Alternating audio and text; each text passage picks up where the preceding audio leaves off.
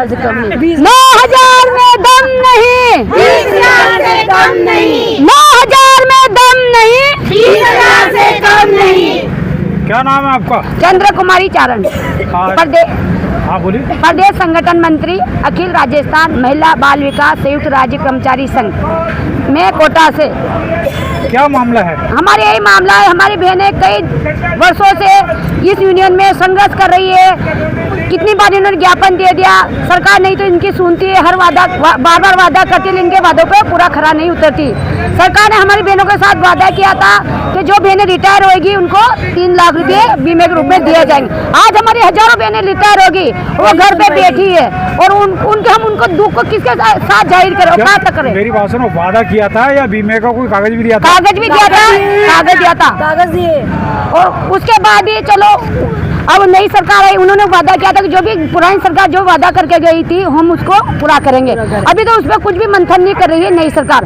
और जो घोषणा नई सरकार ने की थी कि हम 13,000 मानदेय बहनों को कर देंगे, तो बार बार वो घोषणा ही रह गई, कागजों में दबी हुई है घोषणा। हमारे बहनों का भी 13,000 मानदेय पता ही नहीं है, पता नहीं है। परमानेंट से रिटायर होती है। अब ये बहनें किसके आगे अपना दुखड़ा रोने जाए? आज ये सारी आंगनबाड़ी बहनें अपने दुखड़ा रोने यहाँ कलेक्टर साहब के पास आई है और इनकी और हर काम इन बहनों के साथ इतना तरह से कराया जाता है, ये बहुत शोषित हो रही है।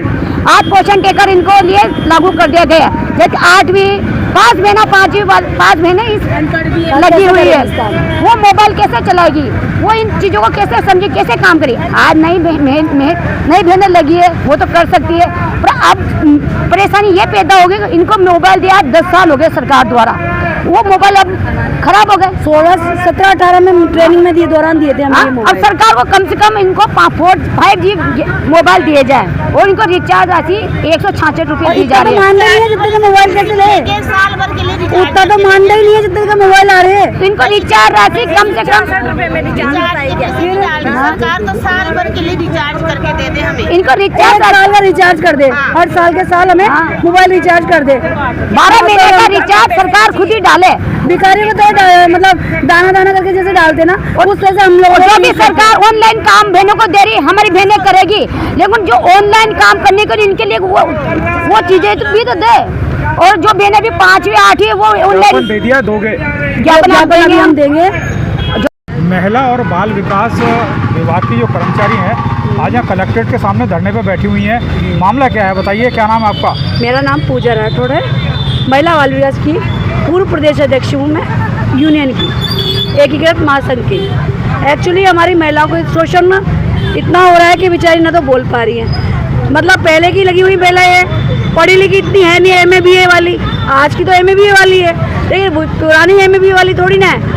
तो ऑनलाइन जो काम दिया है मोबाइल का, वो ये कर नहीं पाती। पोषण ऐप, जो पोषण ट्रैकर ऐप जो चालू किया है वो टोटल इंग्लिश में है, वो कर नहीं पाती महिलाएं।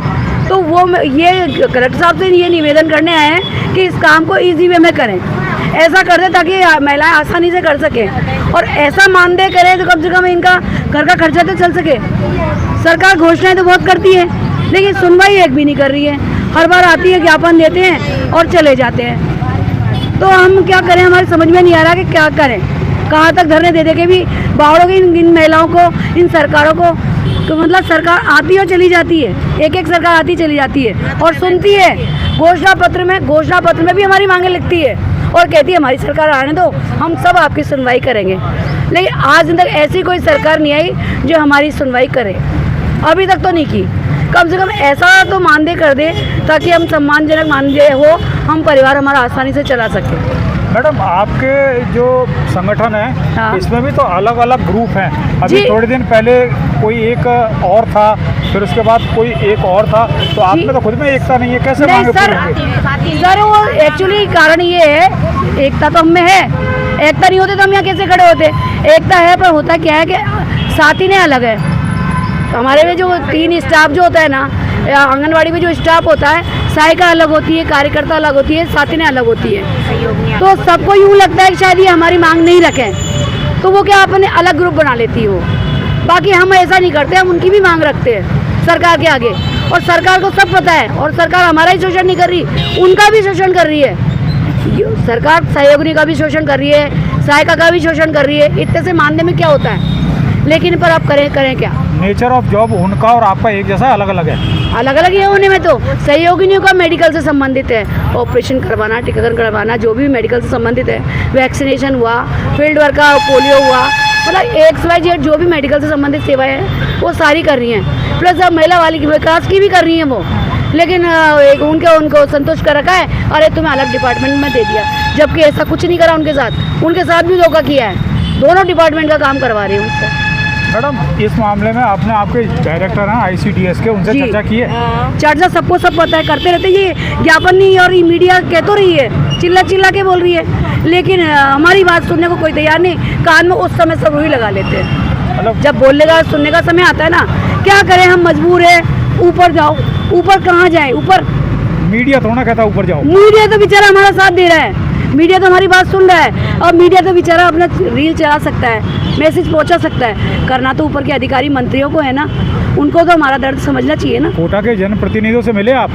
बिल्कुल मिले। किन किन से मिले? ओम बिरला जी से मिल चुकी है इंडियन, और क्या बोल, मतलब जो भी हम मतलब जितने भी जनप्रतिनिधि है ना, जितने भी नेता मंत्री और है ना सब, और जो भी है ना, जो भी समय समय पे आते हैं ना नेता, जैसे चेंज होती सरकार, जैसे चेंज सरकार होती है तो फिर नए मंत्री और वो बनते हैं, तो हम उनको ज्ञापन देते हुए आते हैं। लेकिन अभी तक ज्ञापन लेते हैं, संतुष्ट करते हैं, ठीक है हम विचार करेंगे। और वो शायद मुझे लगता है नेक्स्ट डे वो पर्चा है ना डस्टबिन में नजर आता है, क्योंकि अगर पढ़ा जाता ना वो पर्चा और आगे जाता तो हमारी जरूर सुनवाई होती। आप खुद आगे क्यों नहीं जाते? जयपुर में जाके हम बहुत बड़े स्तर से जाते हैं और हजारों लाखों की संख्या में हम इकट्ठे होते हैं, फिर लेकिन हमारी इकट्ठे होते हैं और वहाँ भी वही हाल होता है और बस आ जाते हैं। हम भी फैमिली और परिवार वाले हैं, तो 2 दिन 4 दिन इकट्ठे हों। अब तो ये सोच रखा है कि एक दिन है ना सारी आंगनबाड़ियाँ का बंद करके, आंदोलन करके, काम टप करके जयपुर बैठ जाएंगे धरना दे, या सीधा दिल्ली जाएंगे, मोदी जी से निवेदन करेंगे कि आप तो महिलाओं के प्रति इतने जागरूक हो, इतना सब कुछ कर रहे हो, महिलाओं के लिए इतने जो महिला हेल्प डेस्क बनाई है आपने, तो हम महिलाएं आपको कहाँ नज़र आ रही है? कुछ हमारी भी तो सुनवाई की जाए ना। क्या हमारे परिवार नहीं है, हमारे बच्चे नहीं है, उनको हमें नहीं पढ़ाना है, हमें डॉक्टर इंजीनियर नहीं बनाना। हम 10,000 रुपये तनख्वाह 9,500 थी, 10 तो अभी बजट में की है, तो क्या हमारी इच्छा ही नहीं है कि हम हमारे बच्चों को डॉक्टर इंजीनियर या कुछ बनाएं? हमारी भी तो कुछ इच्छाएं होगी। आपकी सैलरी भी तो 2 पार्ट में आती है, एक केंद्र से आती है, एक राज्य सरकार से आती है। एक राज्य सरकार से, और वो भी टाइम से नहीं आती, पता ही लगता कि कौन सी सैलरी का घपला हो रहा है और कौन सी सैलरी आ रही है, पता ही लगती है। एक सैलरी का तो गायब भी हो जाती है, पता ही नहीं लगता कि हमारे कौन से महीने का मानदेय डल रहा है, कौन से महीने का किराया डल रहा है। और ये मतलब इतने सारे जो नेट का जो देते हैं वो उसका मतलब पता नहीं कौन से महीने का डालते हैं, और हमें ना अब हमसे मत पूछो, हम तो घाटे डाल देते हैं। हमारे जो अधिकारी सुपरवाइजर जो है, जो भी हमें ये संतोष कह देते हैं, देखो हमारे पास बजट आते ही हम सब दे देंगे, आते ही डाल देते हैं, हमसे कुछ मत कहो। अब बताओ कहें तो किससे कहें? तो रिपोर्टें तो आप लोग ले रहे हो हमसे, कागज़ तो आप पूरे करवा रहे हो हमसे, और नहीं कहोगे तो तुम्हारा मानदेय काट लेंगे, ये अलग से धमकी। ऑनलाइन कितना काम कर दिया, ऑनलाइन मतलब ऐसा कर दिया। अब इस तरह की ऐसी महिलाएं हैं आपके सामने जो गांव से आई हुई है, आप लोग बात करो। मतलब जो ऐसी महिलाएं अपने पास जो कम पढ़ी लिखी, उस समय लगाए थे, उस समय कम पढ़ी लिखी 8वीं पास महिलाएं हैं, 8वीं 9वीं पास की जो महिलाएं उस समय तो लगा ली, लेकिन उनको मोबाइल कैसे चलाने आएगा अंग्रेजी वाला? तो चलाना भी नहीं आता। ये बताओ, सरकार ये तो उस समय लगाते से पहले सोचती है ना, या फिर उस तरह का काम कर दे इनके लिए आसान इजी वे, तो वो काम कर सके। काम करने को महिलाएं मना नहीं कर रही हैं, काम कर ही रही है ना भाई, काम करने के लिए एक भी महिला मना नहीं कर रही है, लेकिन काम उस तरह का दोनों जी आसानी से कर सके, या फिर कोई ऐसा ट्रेनिंग दी जाए पहले जिससे कि आप काम कर सको, उससे ऐसा इजी वे में दिया जाए तो इनको काम करने में आसानी हो। अब हर महिला ऐसी पढ़ी लिखी नहीं, बेचारे अपने बच्चों से करवा रही है, और हर महिला के बच्चे भी बड़े नहीं है, इतने पढ़े लिखे एजुकेटेड नहीं है, 5वीं 6वीं में पढ़ रहा है, वो कैसे कर पाएगा? तो इस चीज़ को एक मोबाइल जो ऐसी चीज़ बनाएगी ना पोषण ट्रैकर, या तो उसको ख़त्म कर दिया जाए जब तक कि ये कम पढ़ी लिखी महिलाएं हैं। और गांव में क्या है कि जो महिलाओं की क्या है कि जो KYC बताए ना पोषण ट्रैकर पे, तो अब उनके हस्बैंडों के पास रहता है मोबाइल, तो उनसे OTP बार बार हम फ़ोन कर करके OTP मांगे एक से, कब तक करे काम ऐसा? ये नया काम अलग से ये चालू कर नया दिया। अलग से रूल निकाल दिया। मतलब जिसको पोषण देना है ना, पोषार देना है, तो उसकी KYC करो पहले, तो उसके बाद में क्योंकि OTP तो आदमी के पास जाएगा और आदमी पता नहीं खेत पे होता है, पता नहीं कहाँ रहता है। सरकार से मोबाइल की भी मांग करो आप। मोबाइल भी नहीं दिलाया, मोबाइल भी मैं वही तो कहना चाह रही हूँ कि सरकार शोषण ऐसे करी, दिमाग में हाबू बिठा दिया कि मोबाइल तो दिए नहीं। 2018 में मोबाइल दिए हुए थे, ट्रेनिंग 17 में 17-18 में दिए थे ट्रेनिंग करा के। उसके बाद अभी तक उनको याद ही नहीं आ रही कि इन महिलाओं के पास इतना मानदेय थोड़ी ना है कि ये 15,000 का 10,000 का मोबाइल ले ले। मोबाइल के बाद जो काम ऐसा दे दिया कि काम नहीं। अब कह रहे हैं कि KYC करके आप पोषण दो, मतलब जो पोषार जो आंगनबाड़ी में देते हैं वो KYC करके उनका फोटो खींच के तब उनको पोषार दो। अब बताओ, हर गरीब महिला घर में मोबाइल तो है नहीं, मजदूर है, उसके पति के पास मोबाइल है। मोबाइल वो कहाँ लेके चला जाएगा? ड्यूटी पे, और उसके बाद वो ड्यूटी पे से हमारा OTP जो हम भेजेंगे तो वो थोड़ी ना बता पाएगा। हम हमारा उसका फोटो तो फिर भी खींच लेंगे। यहाँ अधिकारी कौन है कोटा में? यहाँ अधिकारी सब हमारे जो CDPO जी है, यहाँ के सिटी के आलोक जी है, बड़े बड़े अधिकारी हैं। देखो सब मीडिया वालों को सब पता होता है क्या लेकिन अधिकारी को सब अवगत है और हम हर तरह से संतुष्ट और कह चुके हैं कि भाई हमें संतुष्ट करो, हमारे लिए रास्ता निकालो ताकि हमें काम करने में आसानी हो। अरे हमारा एग्रीमेंट भी लगा 25 साल हो गए। मैंने भीम न्यूज इंडिया को यूट्यूब पर सब्सक्राइब कीजिए, लाइक कीजिए, शेयर कीजिए, कमेंट्स कीजिए। भीम न्यूज इंडिया के फेसबुक पेज को भी आप फॉलो कर सकते हैं।